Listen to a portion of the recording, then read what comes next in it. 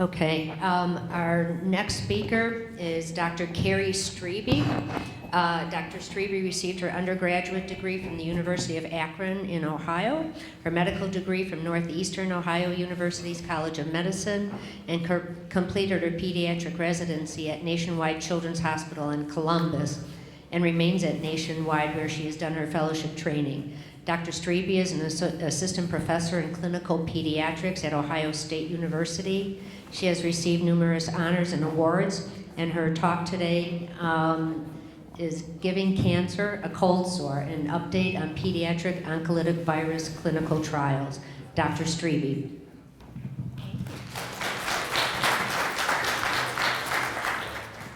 Is this okay? Can everybody hear me? I wasn't sure where I was supposed to click this thing. So thank you, Pat, once again for inviting me back to talk with everybody about our exciting research in oncolytic viruses. And what I'm hoping to have you take home today is, what is an oncolytic virus? What on earth are you talking about? How do oncolytic viruses relate to neuroblastoma? What is the herpes simplex virus? And what is the oncolytic form of the herpes simplex virus, HSV 1716? And what have we seen with the clinical trials for oncolytic viruses so far?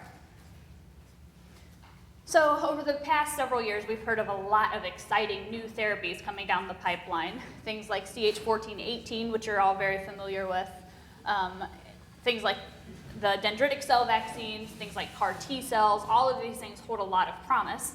And another thing that's popping up on the scene are oncolytic viruses. In just May of this year, there was a study in People magazine with a 20-year-old girl who had a brain tumor that was injected with a poliovirus, who currently has no evidence of disease a year after being treated in a tumor that typically kills patients within a year of finding it.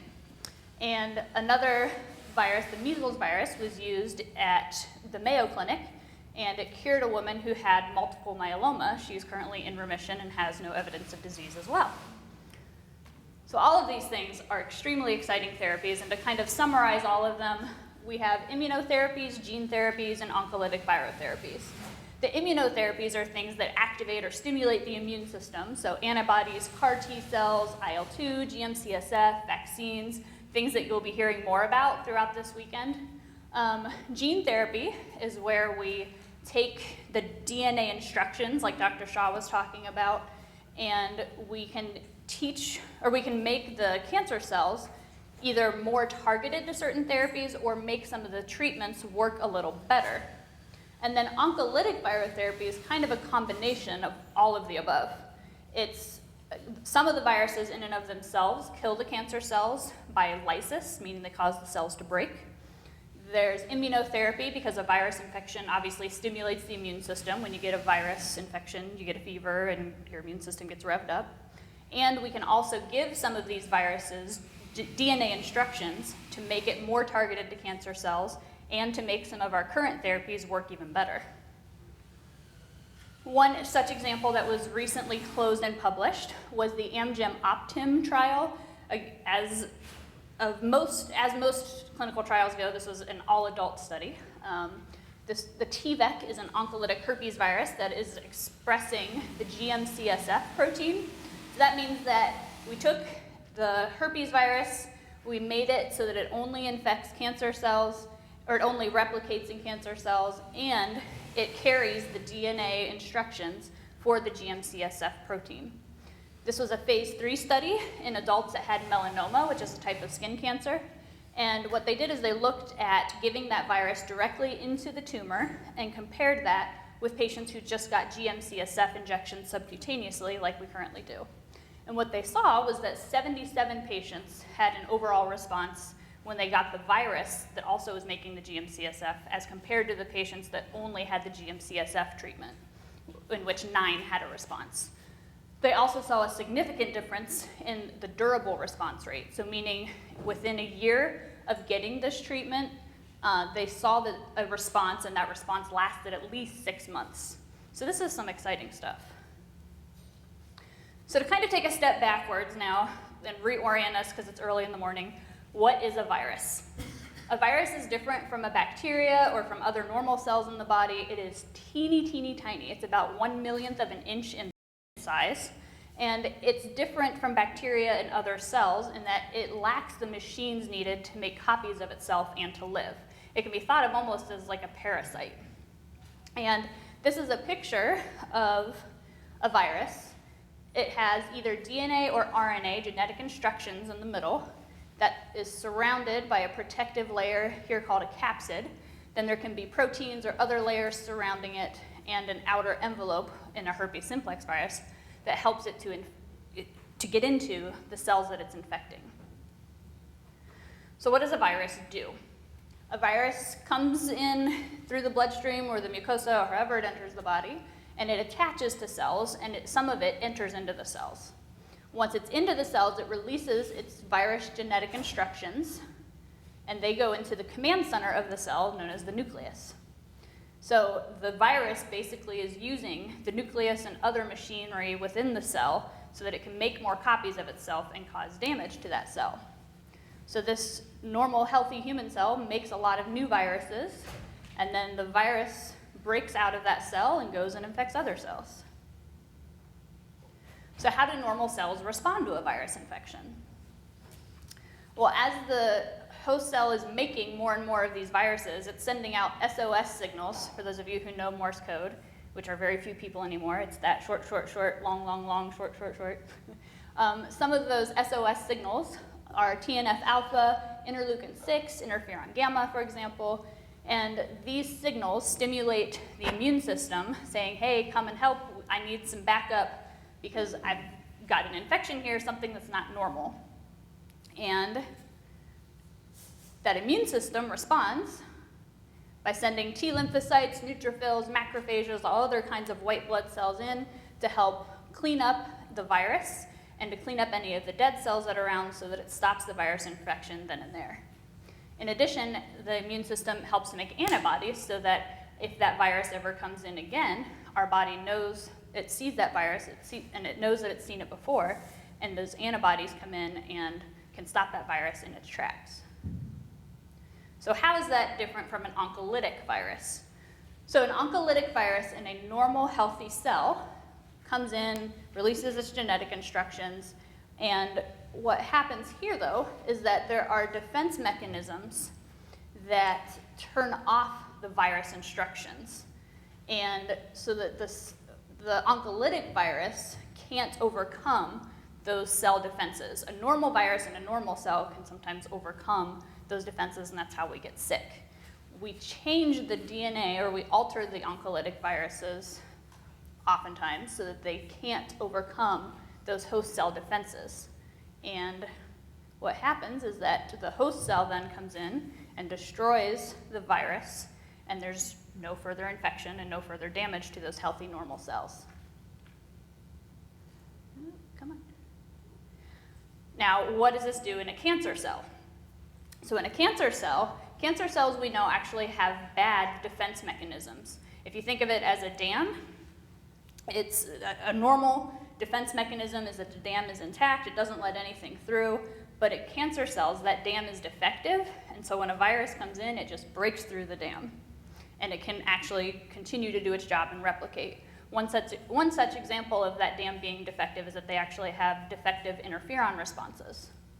And so what happens in the cancer cells is that it comes in, it makes copies of the virus, and sometimes that virus actually kills the cancer cells, and the virus goes out and infects the surrounding cancer cells. This is the early lytic phase of the virus infection.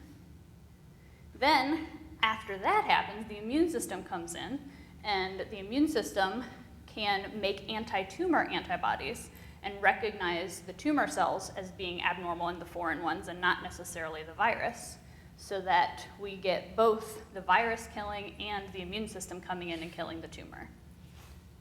And someone asked me a great question last year of, okay, when are we supposed to use oncolytic viruses? Do we use it for when we have a big bulky tumor, or do we use it for when there's little teeny tiny micrometastatic disease? And the answer is both, honestly, as of right now. The lytic phase, so this part back here, would be great for the big bulky tumors because the infection's going to come in and break up a lot of those cells. And the immune phase, we think, will be better for either minimal residual disease or areas with micrometastases. because it's the immune system that's coming in and hitting any little spots that it sees that aren't normal. So to summarize all of that, oncolytic virus in cancer cells, the normal cell virus defenses are defective in cancer cells. And again, I threw in that picture of the dam to help you remember that. The tumor cells actually make really great virus factories, because cancer cells are normally very revved up, as you all know, making lots and lots of copies of themselves. And so when they're making lots of copies of themselves, they're great environments for viruses to come in and make copies of themselves as well. We can now genetically make the viruses so that they can target just the cancer cells, and they can deliver other DNA instructions to make our current treatments work even better. And this is why people had noticed over 100 years ago that when a patient who had cancer got a virus infection, oftentimes they would have an acute remission. The cancer would go away, but then it would come back. And there was a time in about the 50s to 60s where they said, well, what if we just give all the cancer patients regular viruses? So they started injecting patients with cancer with viruses, and unfortunately, as you all know, your immune system doesn't work very well at that point, and a lot of those patients ended up dying. But now with the technology that we have, we can make those the oncolytic viruses safe and effective for anti-cancer treatment. So oncolytic viruses cause cell death in the tumors, both by direct cancer cell lysis and by the anti-tumor immune response. So I don't need to tell all of you that we are urgently in need for new therapies for our kids with neuroblastoma.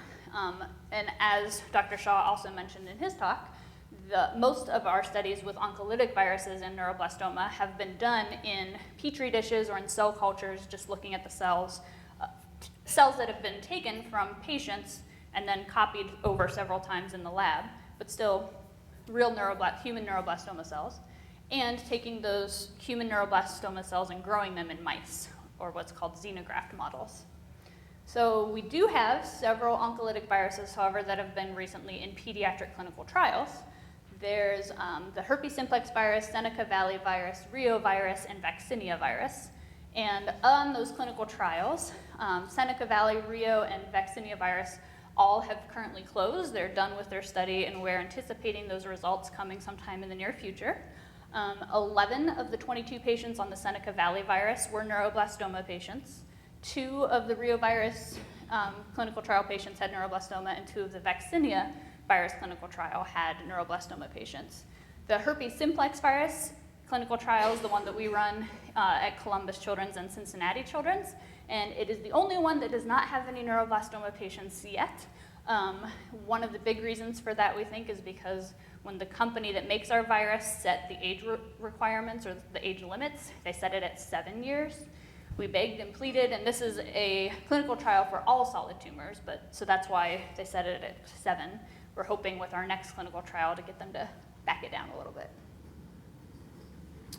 And I can tell you, because I know all of you are wondering about the results of this trial, and while I can't tell you the exact results, I can tell you that there wasn't anything phenomenally outstanding, or we would have all heard about it by now, because we don't want to hold anything in once we see that something's really working well.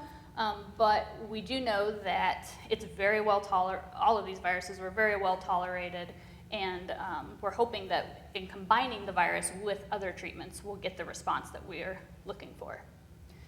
So since the herpes simplex virus is the clinical trial that we run out of Columbus, it's the one I'm going to be talking about mostly. So herpes simplex virus type 1 is a double-stranded DNA virus. It has a very large genome, which means we can put a lot of extra DNA instructions into this virus. It has a very well-known clinical spectrum, meaning we know that it causes cold sores, those little blistery-looking things that kids sometimes get on their lips when they're in chemo treatments. That's herpes simplex type 1. They can also get brain infections or encephalitis from herpes simplex virus type 1. And this virus infects a broad range of cell types, which is another reason why we're excited to use it for many different types of cancer. And it causes the cells to burst or lyse when they're infected with this virus. So HSV 1716 is the oncolytic form of herpes simplex virus type 1. And it acts in rapidly dividing cancer cells and not in the normal mature resting cells. It can still infect normal mature resting cells, but as I showed, it doesn't actually replicate or cause any damage in those cells. It's been shown to be safe in a broad range of human cell types, and in our mouse studies, we've shown that even in cells that do replicate, such as the bone marrow, it doesn't cause any damage. So this is a gene map for the HSV wild type, meaning the normal strain 17. And I'm not going to go into all the details of this, but how our virus is different is that HSV 1716 has a deletion. There's a little hole missing right here in the RL1 gene, which makes a protein called ICP34.5. And this protein is the instructions for fighting the normal cell defenses. And as I showed before, that's how we get the minimal replication in normal cells, but it still works for cancer cells. So this is some of our preliminary data. As we talked about, we start off in the cells. So this is neuroblastoma cells CHP134. And what we are looking at over here on the left is how well the virus is making copies of itself after it's been infected in the cells. So looking as we go up, we're looking at a log increase. So this is no virus, this is 100 times, this is 1,000,000 times up here at 6. So we see that as time goes on, 2 hours after infection up to 3 days after infection, we're seeing a lot of virus being produced. And over here on this side, we're looking at how well the virus is killing our neuroblastoma cells. And this is what's called an MTS assay. And what we see is that at a dose of about 0.01, so 1 virus particle for 100 cells, we're getting about 50% of those cells killed, which is really good. So next, that's great. Cells are being killed by the virus and it's making copies of itself. Uh-oh. Oh no. Hold on one sec. Let me fix it. I can put it back where it was. I don't know why it did that. Resume slideshow. Maybe that'll do it. All right. All right. Oh, it's a little tipped. Let's try it again. Come on. There we go. All better. You gotta love technology when it doesn't work. So it was great. It worked in the cells. What does it do in actual tumors? So like we talked about, we take a mouse and we put a human neuroblastoma tumor. We inject some of those cells just underneath the mouse's skin and we grow a neuroblastoma tumor. And so what we did is we took our virus at a dose of 1 × 10⁷ and we injected it on day 0, day 2, and day 4, so 3 total doses, and we injected it right into that tumor. And what we saw is that when we injected just PBS, which is the equivalent of giving normal saline directly into the tumors all grew. So this is the tumor volume, and this is over time. The D is days. We see that the tumors are all growing quite quickly and pretty big in size. When we gave the virus directly into the tumors, they shrank and did not regrow. So that's very exciting. Then we looked at our survival study, and we saw that the mice who just got the saline injections, most of them died about 3 weeks after starting our treatment. And the mice that got the virus, all of them are currently surviving, and this is up to 80 days after their initial treatment. Next, we wanted to see, okay, that's great if we can get the virus directly into the tumor, but what if we want to hit all those areas of tiny micrometastases? We want to give it through the bloodstream or systemically. So this is actually a liver tumor. This study was done by our colleagues who make the virus, Virtue Biologics, over in Scotland. And what they did is they put a little tumor here, gave the virus into the vein, and they saw that all of the virus goes and hangs out just in the tumor.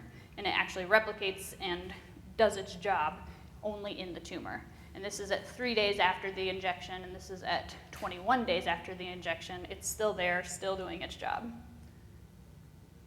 So there have been about 70 patients now getting to people. There have been about 70 patients treated in Europe with brain tumors, glioblastoma multiformes, the brain tumors, and skin cancer, squamous cell carcinomas and melanomas. And these patients have gotten up to 2 × 10⁶ for their virus dose injected directly into their tumors. No one has really looked at giving the the virus through the bloodstream in adults. So they gave both single and repeat doses of the virus up to a total dose of 2 × 10⁷. And what they saw was that it was very well tolerated. The patients had just flu-like symptoms, so just like any other time you get a virus infection, you feel a little lousy, you get fever, maybe some chills or headache. But aside from that, they've not seen any of the mouth sores that we know herpes simplex virus can cause, and we've definitely not seen any encephalitis, which was one of the biggest concerns with using this as an oncolytic virus. We've not seen any of that in the adults so far. And we've not seen any dose-limiting toxicities either. Having said all that, we're seeing some responses, but not quite the response that we were hoping to see. However, there are 3 adults who have that nasty glioblastoma multiforme brain tumor who are now 10 years from herpes simplex virus therapy, which, as I told you, most of those patients die within a year. So that is a huge benefit. So our clinical trial is NCT 00931931. It's a phase 1 dose escalation study where we give the virus either directly into the tumors or through the bloodstream in patients who have solid tumors. The only solid tumors that we don't treat on the study are patients with brain tumors or with active brain metastases. So the goals of this clinical trial are to establish safety with this virus. It's the number one important thing. So we're giving the virus both directly into the tumors or giving it systemically. This is the first trial of giving this virus through the bloodstream in the world. And we're looking at how the body's responding, how the immune system is responding to the HSV 1716 virus. We're measuring the amount of virus that's still present in the bloodstream after we've given the treatment. And then we're also looking at its ability to treat patients, obviously. So as I said, the eligibility criteria for this study right now are that you have to be at least 7 years old and less than or equal to 30 years of age. Again, for our next clinical trial that I will be helping Dr. Kripe to write, I'm hoping that we can get that pushed back a little bit. The first 3 patients for the systemic virus actually have to be 18 years old or older, because we always like to see things in adults first before we try it in younger kids, because adults are better at telling us symptoms and side effects and things like that. So we have actually treated our first patient with the IV virus, and we have 2 more to go, and then we can treat kids that are 7 and older with the IV virus. They have to have refractory disease, so disease that's still there and not responding to any of the current treatments. And as I mentioned, it's solid tumors with measurable disease. And you have to be able to obviously come to Ohio to get your treatments. It's either Cincinnati or Nationwide Children's Hospital. It's about 10 days total for that very first part, and in total for the treatment, we'd like people to hang around for about a month, if possible, with all the follow-up scans and things that we do. So here's how our clinical study currently stands. We've treated 8 patients to date. We've given 3 patients the first dose level, 3 patients the second dose level, and 1 patient the third dose level of the virus being injected directly into their tumors. And like I said, we've given the first dose of the systemic virus, and we have 2 more adult patients to do there. And there's a second part to the study where if you've had some sort of a response to the first part, then you're eligible to get additional injections of the virus. But you have to wait at least a month after you've gotten that first dose. And we have actually had, I believe, 1 patient that's gotten additional injections of the virus. So what happens after the virus is injected? So the kid comes in. If it's an intratumoral injection, we'll do it under CT guidance so that they can put the needle directly into the tumor where we want it to go, make sure it's in the right spot, and the virus gets injected. We admit the kids overnight then and watch them for fever, chills, headaches, or any other things that may come up. And they're in contact isolation is the downside through day 4 of the study. But after day 4's clinic visit, they're good to go. They just come in there's no more isolation. And they come in weekly for visits for the first month. There's a PET scan, CT, and MRI scans at 2 and 4 weeks after the virus is injected. And that's why I say for about the first month, we like to kind of keep you guys around Ohio, or if you're willing to commute, that's fine too. Then there's obviously the only thing to do at home is just normal good hand washing and good hygiene, which you guys all do anyways, since you have immunocompromised kids at home. So where are we going with this in the future? As I mentioned to as I mentioned earlier, it's improbable that all of the infected cells are going to die. So it's most likely that our virus treatments are going to need to be combined with other treatments. We're looking at both currently used treatments, chemotherapy, Avastin, other newer types of treatments like CH1418, other antibodies, IL-2, things like that. So we're looking at how much virus to give, what the timing's supposed to be, the effect of the medications on the virus, what the combined effect of the virus and the medicine is on the tumors. And we're also recently starting to make clinical models with cycles of chemotherapy in the mice. That's not something that's routinely been done, but it's something that we feel if we're really going to try to get this to clinical trials into patients, if we can actually show the cycles of therapy in mice, then it'll translate better for when we are looking at it in the kids. So this is just a little snippet of showing you one of our combination studies that we're trying. This is again in mice, but this is using our oncolytic herpes virus with a medicine called Avastin. This is an anti-angiogenic medication, and as you can see, the controls, this is looking at the tumor size here, and this is over time. And our controls, the tumors are growing, meaning they don't get anything except for saline injections. The tumors are growing. In the mice that get treated with just the bevacizumab or the Avastin, they grow, but not quite as much. That growth is slowed a little bit. Same thing with the virus. It's a little bit better than the Avastin, but they still continue to grow. When we give both at the same time, the tumor actually shrinks. And we did a survival study, so looking again at the number of mice surviving, 100% at the top, and over time, this is up to 60 days, we see that the mice that get no treatment die about 2 weeks after starting the treatments. The mice that get the Avastin only and the virus only live about 40 to 60 days, but there's only about 20 to 30% of them that are living at that 40 to 60 days.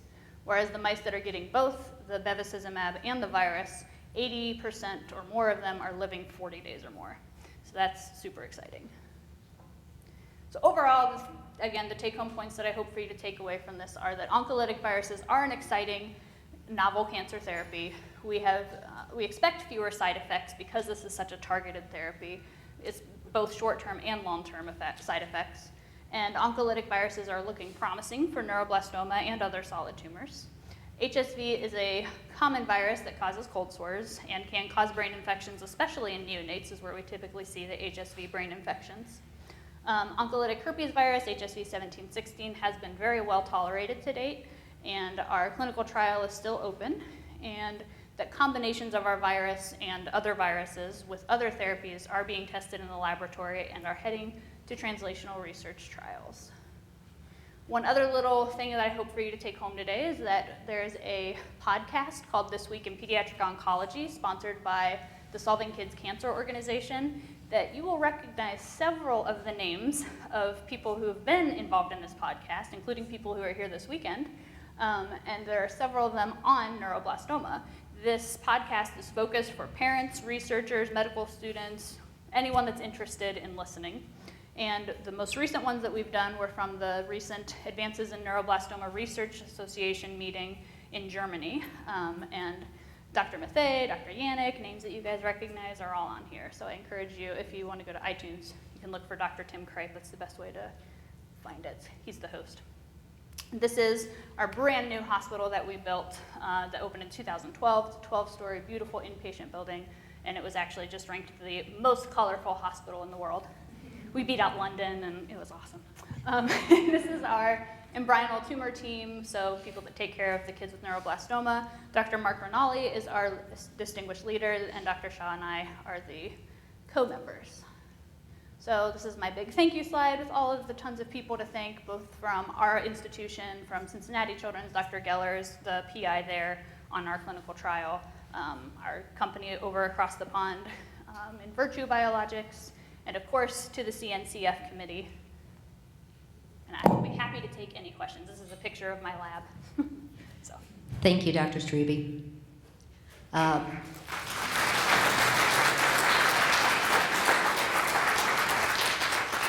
Does anyone have any questions? No, that was a lot to take in this early in the morning. Yeah. No one has questions? Okay, sure.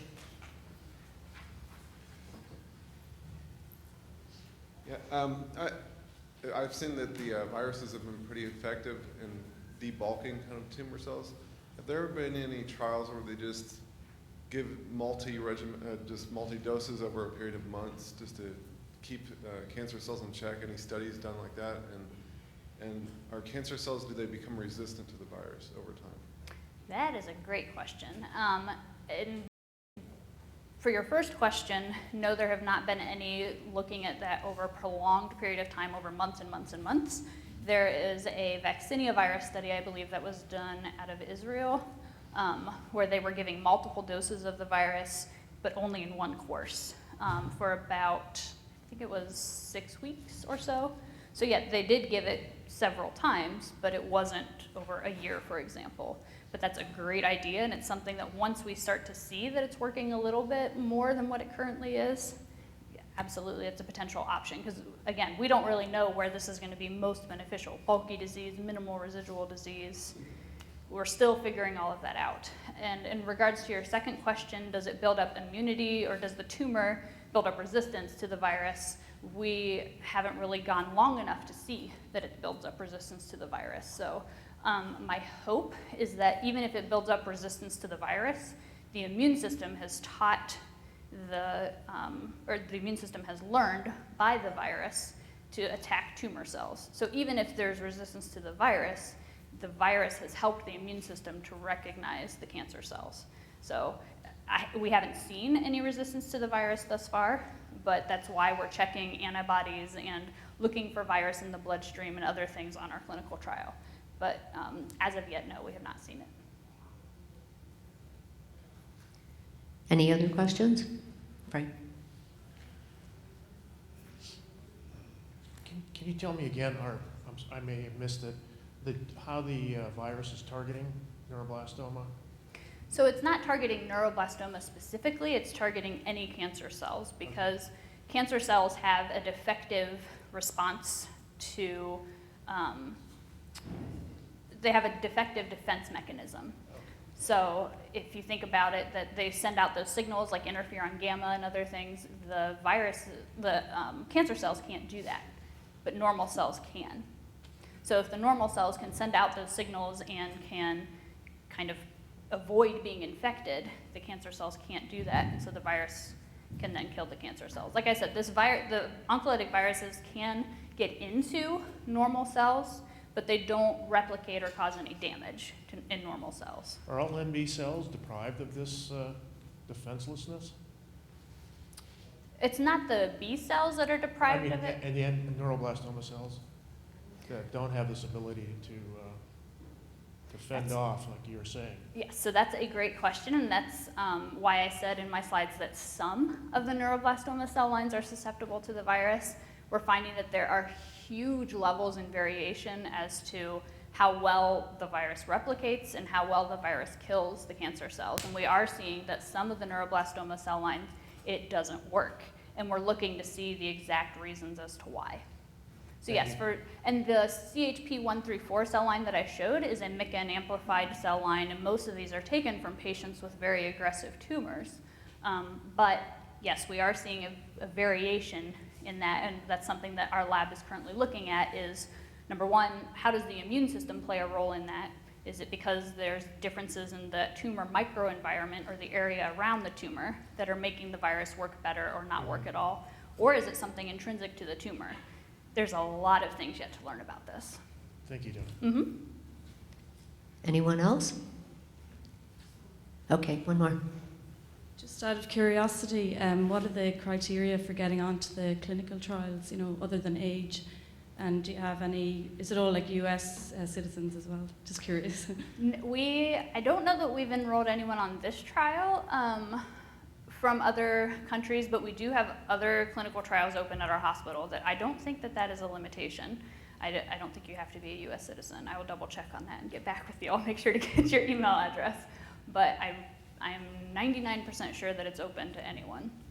And I know that our hospital has worked with several other countries at getting patients here and getting records transferred and all those things. We're very well versed in that. So We have a Ronald McDonald House. We were actually one of the first hospitals to get one of the Ronald McDonald houses built, and we have the biggest one in the country right now. So we would be more than welcome to have you stay there. We have some for people that are there for longer times that are suites, so it's not just a room. You've got a whole kitchen and everything, so we'll talk. Okay, anyone else? Okay, sure.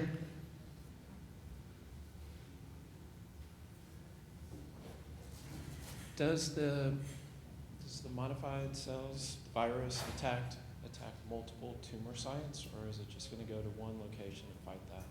Right, so that's why we're giving it both directly into the tumor. There are other eligibility requirements that I didn't specifically go through.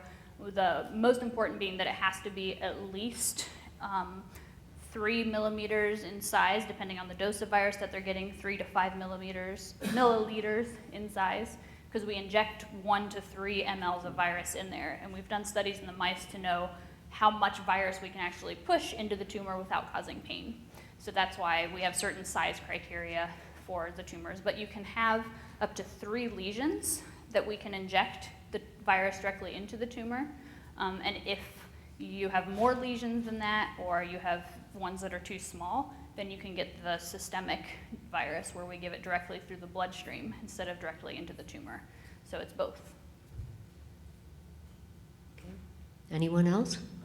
Okay, thank you, Dr. Street. Oh, one more, sorry, one more. Sorry. Hi, good morning. Good morning. That response just prompted another question. Yeah. So in these 3 trials that have already been open and closed, Mm-hmm. I assume those were all for relapse, right? Yes. Okay. So how was it administered? I mean, was it infusion and injection, or just one or the other, or it depended on? It depended on which particular virus, disease of the- yes. And it depended on more which virus, not necessarily which particular disease, Okay.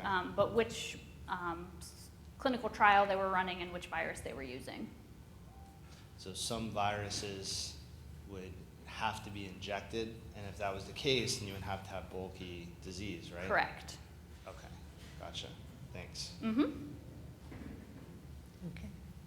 All right, thank you, Dr. Streby. Thank you.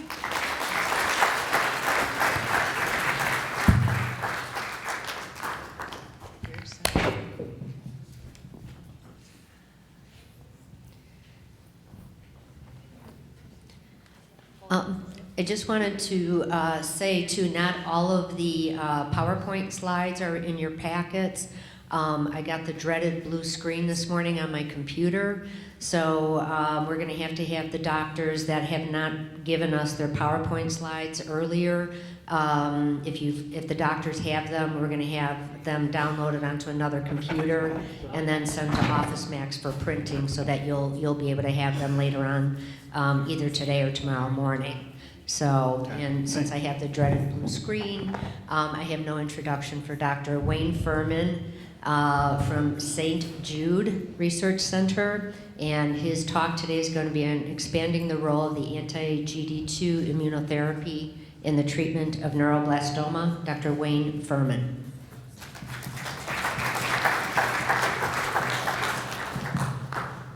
Thank you, Pat.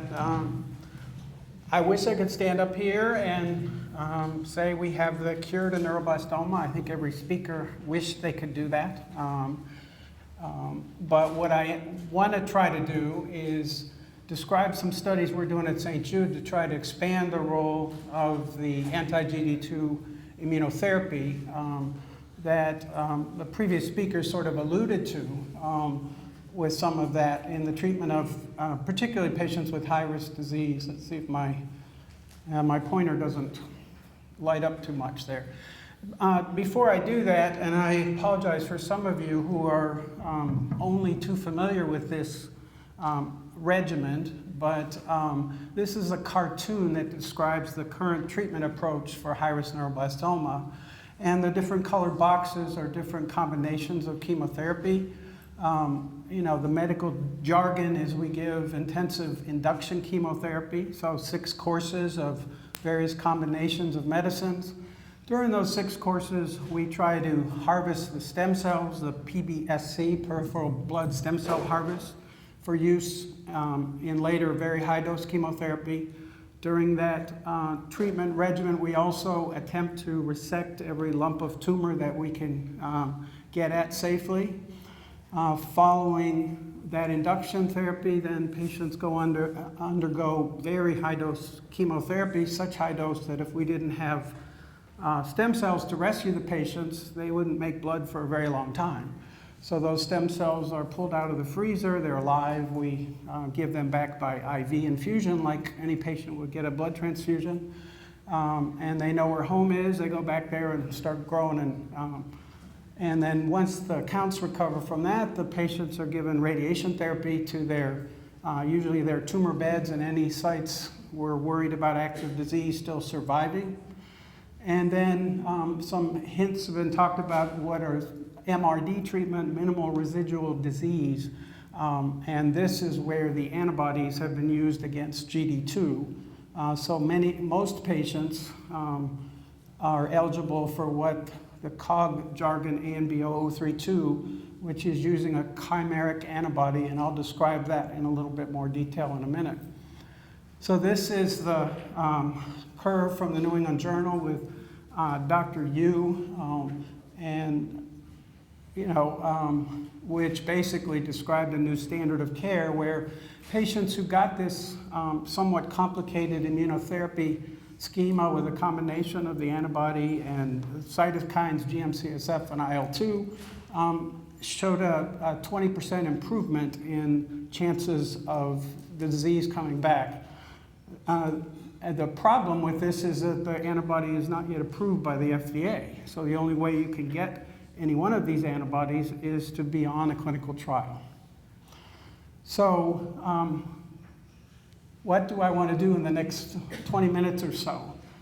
Describe for you, to get to the point of talking about some of our clinical research with a relatively unique anti-GD2 antibody. First, I want to just step back and say, what the heck is GD2, and how does an antibody kill a neuroblast, which is a term for a single cancer cell of neuroblastoma. And then describe briefly the various antibodies in use against GD2, and talk about one that we have at St. Jude called that big name, HU14.18K322A, which again we don't own. It's owned by, last I checked, by Merck Sirona, and it was uniquely modified, and I'll tell you in a minute.